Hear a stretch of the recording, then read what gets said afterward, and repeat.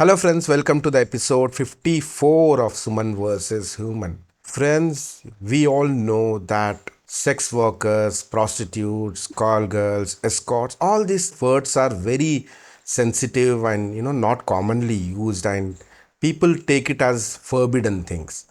Now, we also know that how detached people belong to these communities from the society, and we also have to know and understand how difficult their lives are. And there are some people, some NGOs who are fighting to protect their rights and they are fighting for their welfare.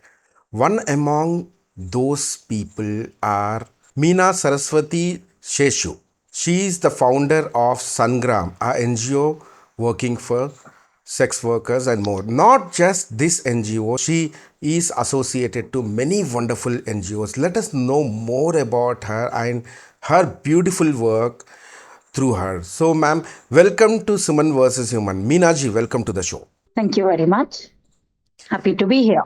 Meena ji, I'm surprised because these words which I have taken in the beginning of the show are quite forbidden kind of things, and people unfortunately do not want to associate with this kind of things. So what made you to fight for them? What that one particular thing have moved you to start this initiative? Actually, this initiative started because of the AIDS epidemic. When we started this, it was in 92. And those days, we were very worried about how the HIV epidemic will pan out. Those days, we were just calling it AIDS. We were not even, we didn't even know enough to say, that it's HIV and how it affects the body. Because when it came to Sangli, when we came to know about it in Sangli, I work out of Sangli in Maharashtra, which is a very rural. It's about 500 kilometers both sides from Bangalore and Bombay. It's in Maharashtra, on the border of the state of Maharashtra and the state of Karnataka. And we realized that there is something that is affecting communities in the hospitals. We were seeing a few people who were coming and having this thing called the wasting disease. And because of all these issues, government of Maharashtra actually invited us to start a program with what they were not even called key populations those days. They were just called, either work with prostitutes or work with, truck drivers or, work with men who had sex with men. Yeah. So this was the language of those days. Yes. And we were very, very, very irritated with the language because the language itself was stigmatizing. Yeah. Yeah. So we started asking the communities we were working with as to what would you like to be, called or referred as. And of course, the discourse was so new for everyone that you could actually choose a different kind of name for yourself. That we just ended up saying women in prostitution because we thought, okay, let's center the women. Yeah. And then we started working with male in prostitution. We started working with transgender people in prostitution. So then we had to change it to people in prostitution. And we went with people in prostitution for a long time till we came upon the word sex work. And the people we were working with, they actually liked the word very much because they said that it is less stigmatizing because it's in English. Yes. And I said, "Are prostitution is also in English?" No, Baba. But it had such a history, the word prostitute, that they did not want to be associated with that word. They preferred the word sex work. And when we looked at English as a local language word, then Veshya was chosen because Veshya was not as stigmatized as prostitute. This word And Veshya is an Hindi word, ma'am, or? it's a Sanskrit word. And there were a lot of words they were looking at. They were looking at Ganika, they were looking at Veshya, but they finally chose Veshya. And so a collective of women in sex work got formed, and they called themselves Veshya Anyay Mukti Parishad. VAMP. So that's how VAMP was formed. And Sangram then became an organization. Sangram is the organization I work with. Became an organization that started working with marginalized communities to organize and collectivize them as a key strategy, such that they get a voice and are able to fight for their own rights. So therefore, VAMP was formed, Veshya Anyay Mukti Parishad, Muskan for men and transgender people in sex work. They call themselves Muskan. The children of sex workers, adult children of sex workers, they call themselves Mitra. And because these young men were helping their mothers who were not literate, to help run the program. So Mitra became very important for VAMP to be able to run the HIV program. I'm curious because, see, as long as awareness of HIV is concerned, as long as AIDS regulation is concerned, that's okay. But what was the necessity of fighting for their rights? Because now in India, people look at sex workers as if they look at the criminals in the country. Okay, so when we call criminals, then there is no point in protecting their rights, right? Yeah. One thing you need to know actually is that sex work per se in this country is not a criminal activity. In this country, by law, it's not a criminal activity. Everything around it is criminalized. Living off the earnings of a quote unquote prostitute, or soliciting when you're on the street, or if you're soliciting near a temple, 200 meters from a In temple, public, anywhere in public. education. That is also clear, but it's a temple, it's an educational what do you call it, institution, it's a hospital. So they've even told us which public places, because there are a lot of women on the streets Yeah. and practicing the trade. So I definitely think that criminalizing people is just not going to resolve the issues that people face. So I actually am very, very clear about trying to stop criminalization of marginalized communities. And therefore, right from the beginning, and this is nothing to do with sex workers per se. I believe this as an ideological belief much, much before I started working on HIV and sex work. Okay. And you also mentioned that, in India, it is not criminalized by law. So you mean to say that sex workers are legally allowed in this country? What I'm saying is, now hear it clearly. Huh. Sex work per se is not criminalized in this country. What does it mean? Having multiple sexual partners and giving them sexual services within a commercial context in and of itself is not illegal. Okay? Okay. Now you come to the fact that how do they do this? Yeah.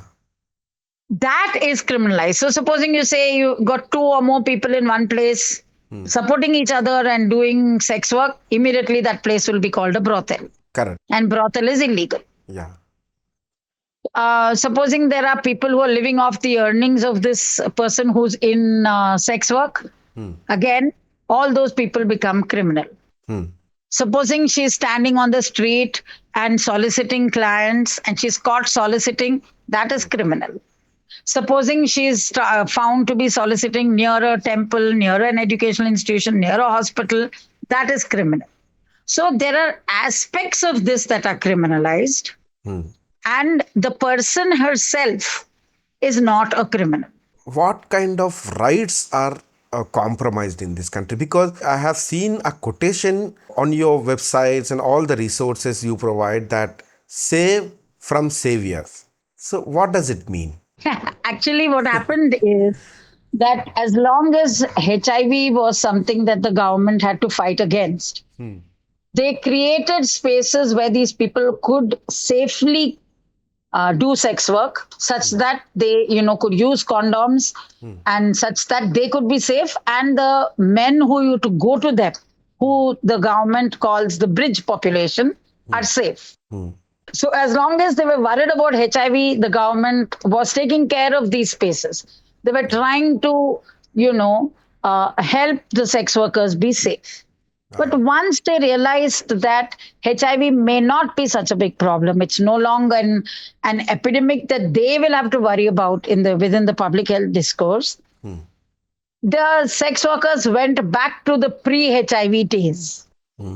So I see this as the pre-HIV days, during HIV, and post-HIV days. I'm looking at it like this. Okay. Because, and I'm looking at it, not that HIV has gone anywhere. HIV still is very much part of our health issue in this country. And it will continue to be, because for many reasons, what I expect the state to do is not happening in trying to contain the epidemic. But that's for another discussion. Yeah. For this discussion, let me say that pre HIV days, the police, depending on the state you were in, almost, the police tolerated a level of brothels and sex work continuing. HIV came, everybody got scared. And because they got so scared of HIV and they did not know what to do about it, they just accepted the fact that people in sex work have to be kept safe, such that the virus is not transmitted to their partners. Not that the state or anybody who was doing these policies even cared about the sex workers who may get the virus from these clients. Which is the reason why then we started talking about rights, saying that if a client, is a gunda, is a part of a criminal gang, petty political gangs, they are going to try and not use condoms. They're going to make the women more unsafe. And so we started talking about rights, because when the women went to the civil hospital, the stigma and the discrimination was so high that unless you put it within the rights framework, they would not get opportunistic infection treatment. They would not get condoms. STD treatment. So we had to look at the rights-based framework where the women were taught that you have a right not to be discriminated. You have a right not to be stigmatized. And so you can go and claim, in the civil hospital, you can go and claim treatment. Your kids can go to the educational institutions and claim that the space, to study there. And so this whole rights-based framework came up. Informally, there are names, in almost all Indian languages. And unfortunately, very unfortunately, I feel very sad saying this, that these informal names given to them are also used to scold people. What do you think about it? I hope you get it, ma'am. Yes, I totally get your question. The point is, I think it is not just sex workers and female sex workers. This is for all women.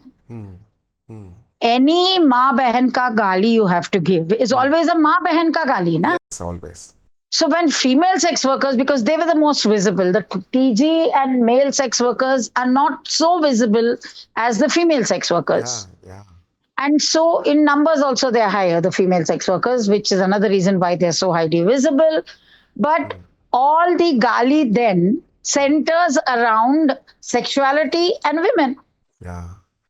So therefore, if you want to stigmatize someone, if you want to be rude to someone, if you want to provoke someone, then you would use this language to do that. And the point is that who are the people getting provoked? Men again. That's the interesting part, Yeah, right? yeah, yeah. So the fact that this language has um, come up is because it is stigmatizing, because it provokes you into anger and doing things that you may not do in a sane mind. This language is used, and it is used commonly. The point is that when it's using it against certain groups of people, and those people keep hearing it all the time, it has a huge impact mentally on them. Yeah, yeah. So, being called a randi or being called a, Many um, things. Chinal. oh gosh, chinal. I mean, Yeah. in Hindi, there are a lot of words. Yes, yes, We, yes. in fact, once did a program for Sex Workers' Rights Day, which falls on 3rd of March. We did a program where we said, collect all the words that you are, so hurt by, Yeah, yeah. and let's just burn them in front of the collector's office. So we went to the collector's office with all these words, and we just made a big holy over there and burnt them, Oh, fantastic. as a public, resistance Yes. against this language. But I'm sure you would have faced challenges also doing all these things, right, ma'am? Yeah, of course. I mean, I've been called Veshya Anyay Mukti Parishad in the newspaper. So big deal. 1992 was not that wow kind of development what India was seeing. And those days, when you started working for sex workers and all, how would you cope up with your family members? Like, you would have faced a lot of challenges from your husband, your family members, right? Look, how could you convince them? Actually, it was the other way around. Once when I came back, literally just the second day after started working, some guy said, "Chalegi kya" or something, and he was drunk and wasn't listening, saying that I'm not in business. And I just, of course, typically middle class, came and broke down. And my husband was so cool. He said, "What is wrong with you? If you go there, then it's good. This is going to happen. No, you're a woman. That's a space where men access women. Why are you freaking out? You want to do something for HIV, you're committed about it, you'll have to go back and do it." So actually, for me, it was the other way around. I have a very supportive family who actually understood the need to do this work. Great, ma'am. Very inspiring. Now, what do you think about the Bollywood, the film industry? I mean, not addressing it Bollywood, entire film industry of the country, who portray sex workers in a very different way. They show it all in the dark. So, what do you have to say about it? See, either they show it in the dark or they glamorize it Yeah, to such an extent that it's not believable. yeah, That's the problem with, because Bollywood or Hindi cinema, any cinema, yeah, yeah. Tamil, Telugu, Bengali, all these people have to make larger than life characters to tell their stories. Yeah. So they either make a very dark character Yeah, depending on their story, yeah, or they make this larger than life, Gangubai kind of story, correct. which actually all of it is not really a depiction of any kind of reality, right? It's the imagination of the filmmaker. Correct. And so, some of the documentaries that have been made are very good from India. And they sort of look at reality. But like all documentaries that are looking at reality, quote unquote, are not sexy enough for people to view, right? Yeah, yeah. They cannot be So commercialized. they're like, what? Big deal. That Yeah, kind of yeah, reaction to these stories. yeah. So unfortunately, I mean, I look at all our heroines and heroes. Where is there even a little bit of reality about them? Tell me. Nothing. So for Superficial. when they're showing sex workers also, when they're showing villains also, when they're showing everybody, that's the representation. Yes, In fact, yes. we fought against that representation, and we did our own play once. Oh, We performed in Prithvi Theatre. It was called My Mother, the Garwali, Her Malak, His Wife. Oh. And it was performed in Prithvi, it was performed in Rangamandir, it was performed in Kabani, no, in Delhi, in Chennai. We took it everywhere. We even performed in West Bengal, Excellent. where the workers wrote their own story Oh. and they would do the play. And then after the play, they were, they had a interaction with the audience, which was part of the play. But yeah, we got some brickbats and we got some banquets, both when we performed. Ma'am, whenever we listen to any news like rapes and about atrocities on women, sexual molestation on women, immediately a discussion arises that few argue that if prostitution is legalized, then all these things will go down. What do you think? Does it make any sense? No, it's not true. See, rape is not sex. Sex work is, please use the word sex work and don't use prostitution. Anyway, Sure, so sure. sex work is work. It is where a sexual service is provided for money. It has nothing to do with rape, which is nothing to do with sex, but everything to do with patriarchal power.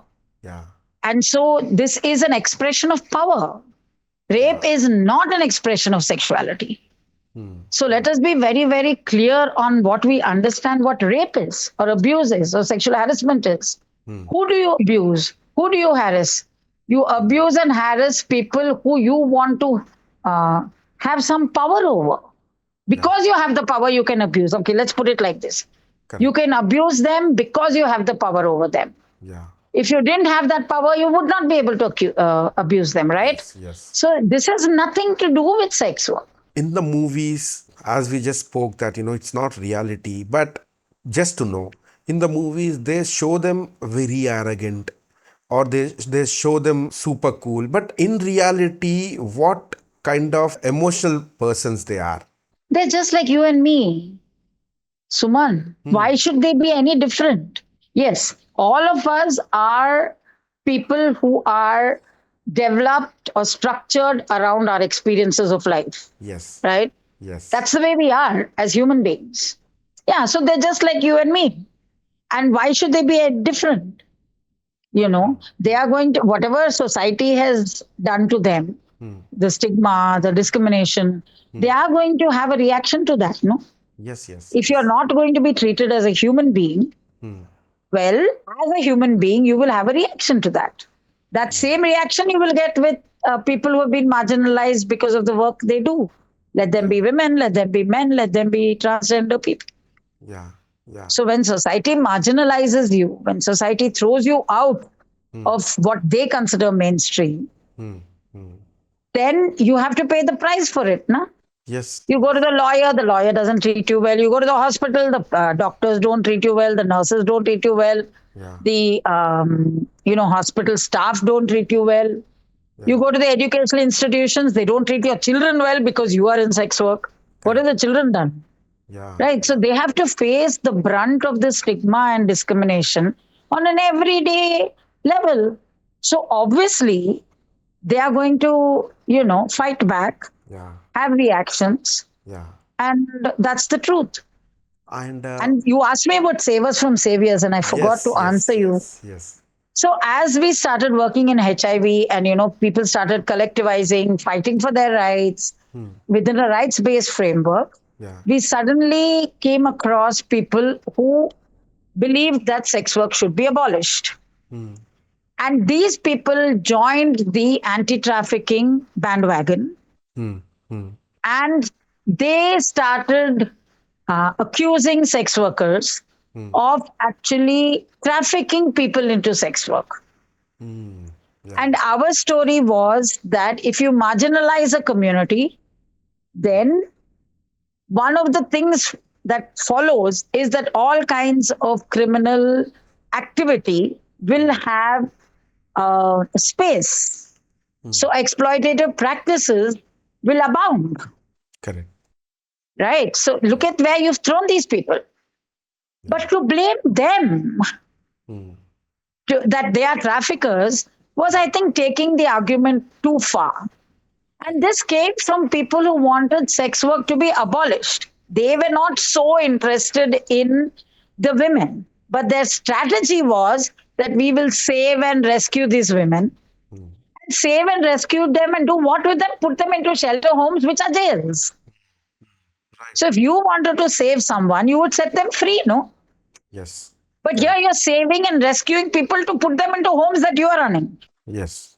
So what happens in the end? Now, what the women are much happier outside than in any place where they're incarcerated. Anybody would be. Correct. So therefore, the strategy itself was wrong. Yes. And so we created this thing called savers from saviors. These saviors are not saving us. They're not setting us free. They're in fact incarcerating us. So we made the slogan, save us from Exploiting them. saviors. Yes, yes, absolutely. It is a kind of exploitative practice. And you had some clashes with anti-prostitution pledge started by America, Yes, right?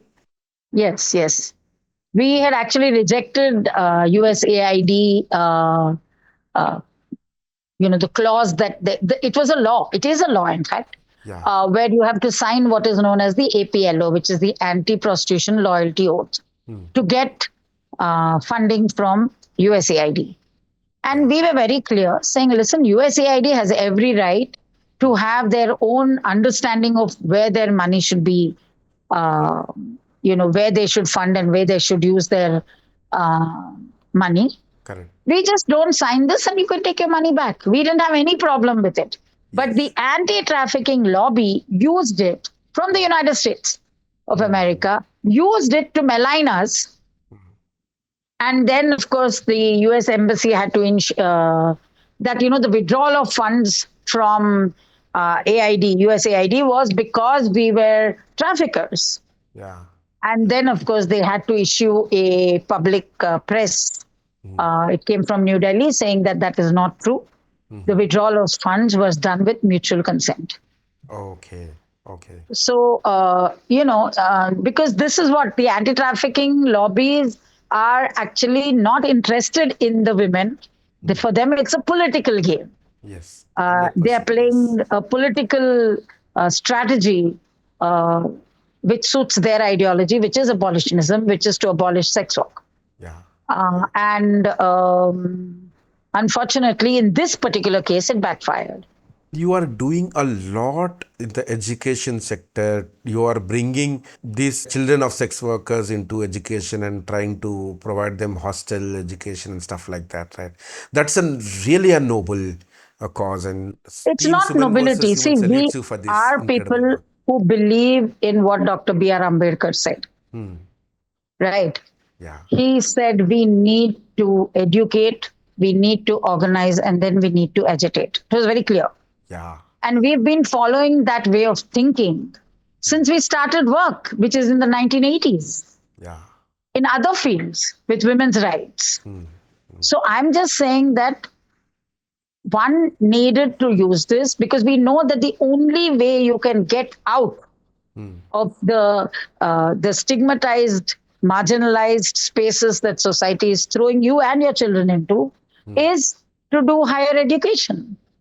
So we are investing a lot in higher education. We now have a lot of people who are engineers, nurses. We have MBBS doctor.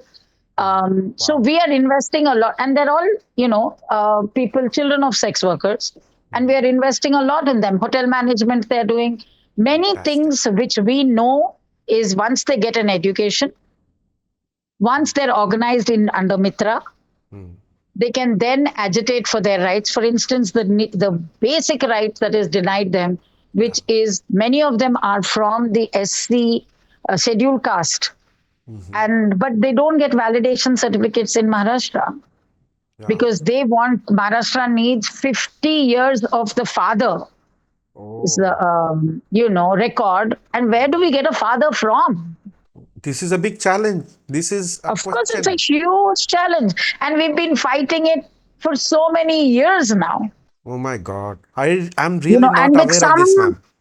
yeah, so just now we are getting one or two people who are able to, break that, and we are able to get them validation certificates. But that is literally one or two compared to the hundreds of kids we are working with. This is a huge challenge. It's very, very huge. And so, you have many people, and I've spoken to many leaders also from the Dalit community, from the other political, leadership, saying that this is something that needs to be done, but somehow it is not on the priority of anybody. Yeah. Because it is not a vote bank. That is a problem. Right. Maybe because it's not a vote bank, or people think that there's no need to educate these people. What do they need higher education for? What do they need, reservations for? All of this is part of that way of thinking that the marginalized and the stigmatized should just remain there. Today, what do you think? This welfare and rights protection is on par, or you feel that there is still a lot more to do? My question is a sex worker in a position that she or he proudly can say that they are sex workers? Well, you should meet the lot from Veshya Anyay Mukti Parishad. They are very, very open because of the rights-based work that one has done with them. The problem is that sex workers are workers. Yes. The Professional. government Yeah. does not allow us to organize sex workers into trade unions. They should be allowed, Yeah. but government does not. We have applied for trade union twice, and both times we've been rejected.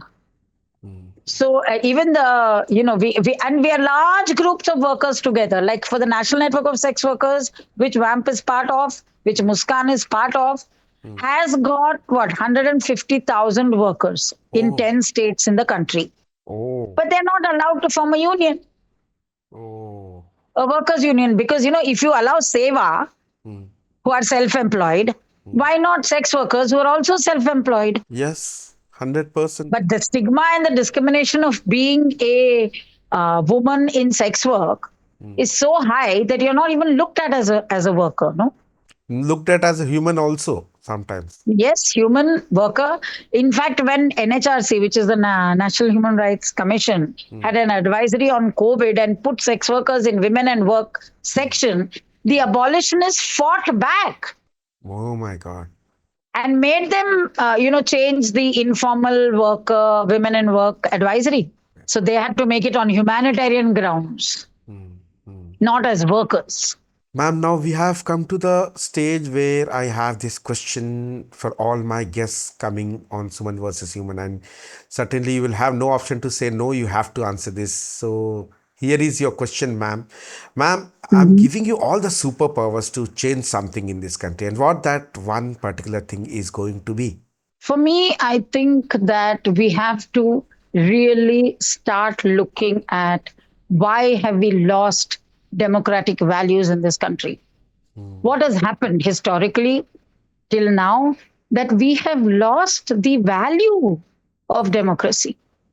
For me, that I think is the most important. So if I can have a magic wand and change anything, I would change the political leadership that is giving up on democracy. Thank you so much, ma'am. It was really wonderful talking to you, magical talking to you. Thank you so much for giving me this great opportunity to having you on You're Suman most versus. welcome, Suman. Thank you.